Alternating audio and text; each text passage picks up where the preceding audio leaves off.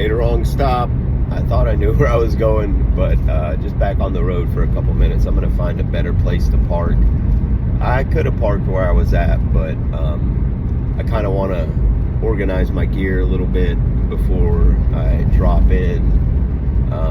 I've got pretty much everything ready to go. I'm kind of taking a little bit of a different approach today. I'm trying to go not so gear heavy and lure heavy on this trip. Normally I tend to overpack, I tend to overthink, I tend to over prepare in every aspect of my life, mostly, not so much financially, but when it comes to something like this, I overpack on gear, and I feel good about it when I start out. I like the feeling of being prepared for every single situation, having, you know, a hook, a bait for every scenario. But there's also something very attractive about scaling down as much as possible and making what you have with you work. There's something super cool about that, and I don't really know what it is, but when I pull over here, I'll show you what I'm going to be primarily using today.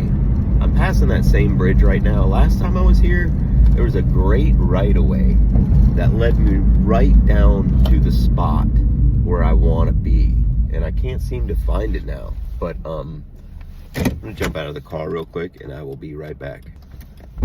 All right, yeah, I am in the right spot. It just looks a little different from the road.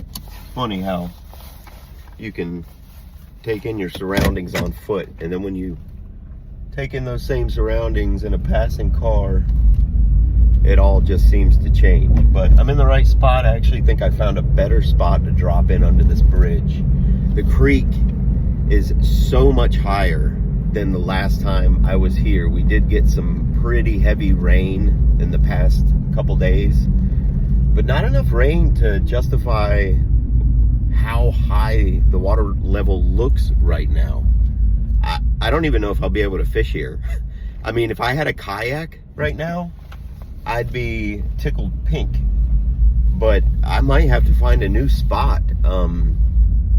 It looks high, so we'll see what happens. Anyways,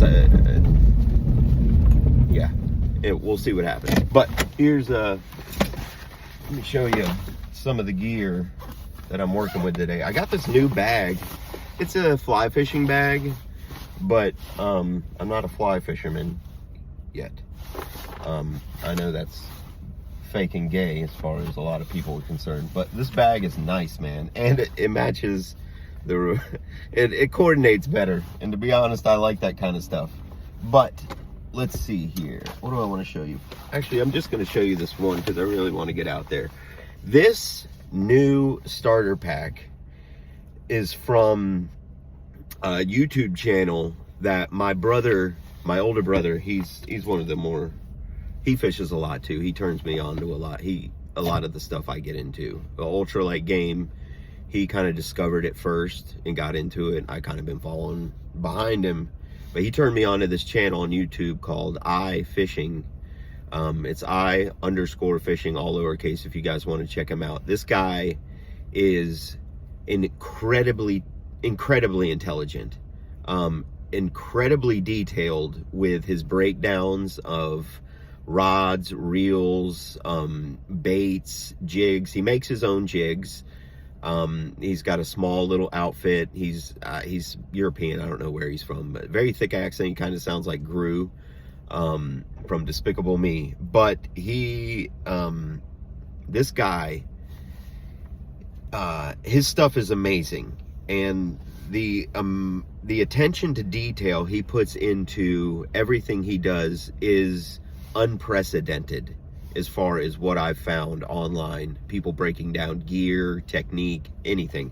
But this is the starter pack, ultralight little starter pack that he sells on his website. You can find him on YouTube, just get the link. But these are absolutely gorgeous gorgeous baits that he makes. He rigs himself. All of these come super glued, all of them ready to go. You got 3 different size jigs here. As you can see, there's many different style baits, but they come ready to go. And when I tell you that he absolutely puts his time in it, on the invoice, he accounts for the time it took him to rig these, super glue them, and just prepare them like they should be, and he charges you for that time, as he should. My camera's not super great, but man, this is not doing it justice. But let's see if I can do this another way. Yeah, I'm not gonna do it justice, but that is perfect. You couldn't rig an ultralight soft plastic with this size reel. You couldn't do it better. This is high quality gear. I mean, this is professional grade setup. Look at the action on that tail. My arm is on the steering wheel right now. That's where that vibration is coming from. I don't drink anymore, so my hands typically aren't very shaky unless I've had a lot of caffeine and no food. My arm is resting on the steering wheel, and the vibration from the car is creating all that finesse in that tail. All that's coming from the car. That is high quality product right there. This setup, it came with this great felt case. It's the lid is magnetic. It closes with great ease. Each you can fit many more in here. It's got these little slots in here for your hooks just to set in nice and pretty. This set was $60, around there. But this is not all it came with. It came with, I'm wasting all this. You can see the sun's coming up now. I got to get out there, but I'm just getting stoked about this stuff. It came with floats, which he also hand makes. Let me just show you real quick. These floats are a work of art in and of themselves. Each float, he labels with the weight. The weight is on the float, as you can see right there. That's a 1.5 grams.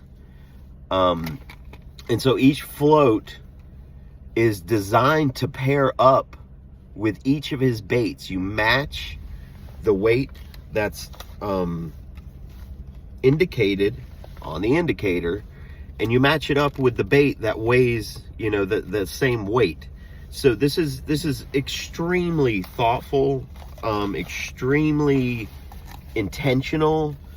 The guy's just amazing. It's like when you find, someone who takes their craft seriously, you really appreciate it, and you don't find people like that a lot. And when you do, you just are super stoked about it. I want to show you one of these floats outside of the case, because they're absolutely gorgeous. Look at the detail on these things. He hand makes these things. That's a 1.5 gram.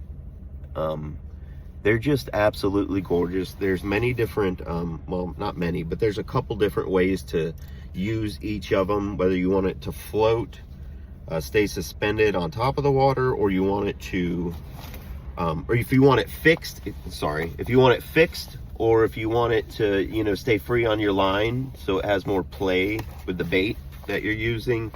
And he gives you all the extra equipment to set it up that way. Again, I_fishing, all lowercase. I'm telling you, he is a wealth of knowledge.